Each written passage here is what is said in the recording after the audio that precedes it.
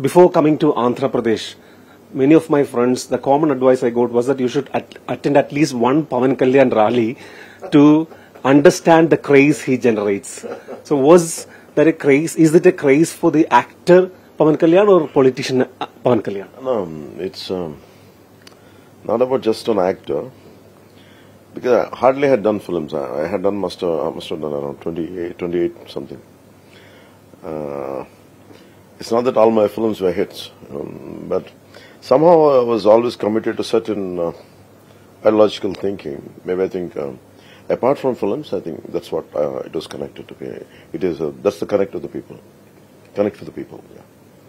Coming from Kerala, I have an interesting question. You aligned with the left parties in 2019 and now you are with BJP. So how can you explain this ideological shift from left to the right? Oh, no, it's not like that. It's a, for me, you cannot take away religion or dharma from land. Because in recent times, also I told in one of the interviews, my father was, when both the Communist Party, CPI and CPM were together, there's only Communist Party of India. My father was a Communist Party member, my uncle. So when there was an issue, they went into underground, and one of my uncle went into military, and so it is deep down we were grew up on socialism and also with Ramanama. My father was also a socialist, a communist, and also at the same time he really used to chant Rama's name in a big way. So for me, it is very. The culture connect is very natural, apart from being a socialist or what you call it, communism, whatever it is. So for me, shifting is not something to... political, I didn't start with the Communist Party. I started with Modi ji. And also you have to understand, I was in 2009, I was one of the founder members of the Praja Rajam Party. So we went alone then, so I have that experience. And when I formed the party, it's a very specific situation here, unlike other states. It's about state got bifurcated, the combined state. And Congress was heading the UPA then. They had done it. So naturally my inclination would be, and of course I have a good, connect with Modi ji, whatever he speaks. That's how I align with BJP through Modi ji. One particular thing I admire in you is your willingness for a long haul. Unlike many acted and politicians who gave up after one electoral setback, you didn't give up after what happened in 2019. So was it an easy decision, and how you kept going? It was very, very clear-cut decision. I grew up a lot on Nani Palkiwala and Loknayak Jayaprakash Narayan. And I have a great influence on me, it's a Narayan Guru. Especially I was thinking about caste and the approach towards the way Sri Narayan Guru has, the way he initiated the caste reform, social reforms, I think that was really connected with me. Normally, I'm not an actor, but deep down, my DNA is not of an actor, because I had chosen to be an actor. I was pushed to be an actor. But deep down, I want to get into a lot of, this kind of people's movements. And in a way, I can say I was inclined to a lot of left movements in my growing years. And I was CPM leader, Tharmal Nagreddy, India's Mortgage. I grew up on such kind of books, and Puchalpal Sundaraya. And for me to understand, actually came into politics now, to understand the political awakening happened not because I've become a successful actor. It's not because of them. Much before I entered into cinema, when I was in teens, and I was quite interested in to understand the social realities and political realities and how they influence our life. And I think that's how I developed. So acting came much later. So I think that's the reason when I established the party. For me, I'm very clear about one thing. Whatever popularity you have as an actor cannot be translated politically. You have to, anything you to achieve, you have to give a decade time minimum. And for me, for myself, I have given 25 years. So losing one election, for me, that's okay. That's fine. We'll go on. And I think it made a difference.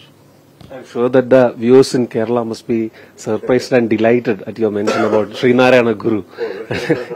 And coming to this election, when we travel and meet people, we get the impression that this is a battle between livelihood issues and welfare schemes. So where do you place yourself and the TDP-led alliance in this battle? See, there's no one. See, welfare. How welfare can do it unless you create a development?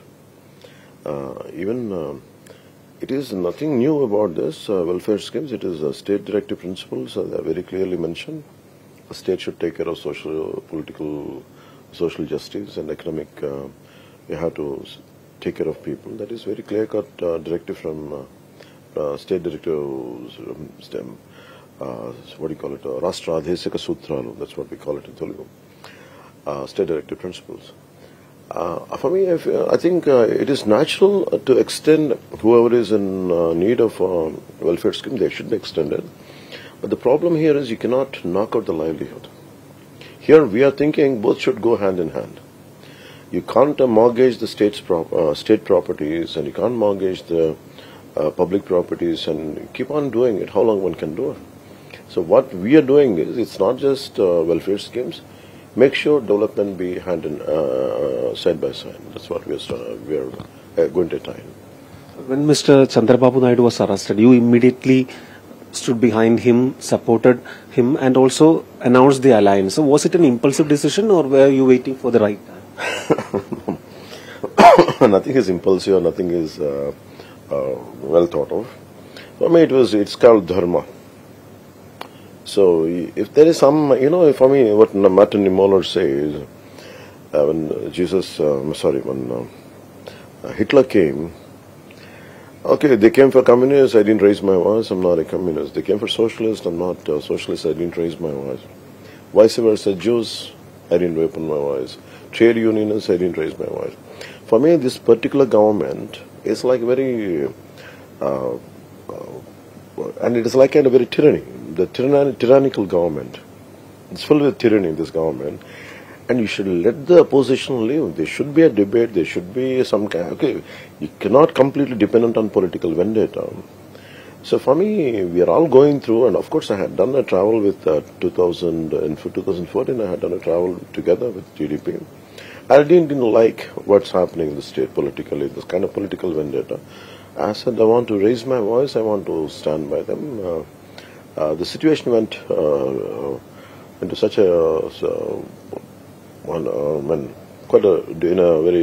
democracies went in a peril at that point of time. I think if not now, I think when. I think I said it. That's how I stood. I'm told that it was you who took the initiative for the TDP-BJP alliance. But at the same time, there were reports that BJP was talking to YSRCP also. So are you sure that after the elections also, BJP, TDP, JSP alliance will stay together and there won't be any change in the alliance? So there was never a change in the alliance right from 2014. My personal connect with Modi ji or BJP leaders had never gone. It was policy-wise, I think we got separated. So personally, we never had, but BJP and under the Modi ji's leadership, they never do, whatever, if they believe in it, if they don't like it, they won't do it. Example. Today, they aligned with us. In 2014, they aligned with us and we went ahead. In 2024, I think that kind of situation would never arise, never occur. Many people say that BJP is a northern party, North Indian party. They don't understand the sentiments of South India. When you are in an alliance with BJP, what is your take on such? See, I tell you what belongs to India then? If Marxism is not from India, whatever you call it, the Marxist ideology is imported somewhere from Europe. And I think if you could align with Marxism and communism, and what is an issue with BJP here? I don't understand that part. And that even if you look at Congress leadership is somewhere from, they're not a South Indian speaking people. They speak Hindi or some other language. For me, I don't see any difference. It is about the ideological approach and connect what makes the difference. I think that alliance with the entire subcontinent, I think you cannot deny that part. Finally, we were in Pittapuram last week, and from the feedback we understand that you are on a safe. I don't see. For me, it is like, I believe in Dharma, Dharmo Rakshit Rakshataha.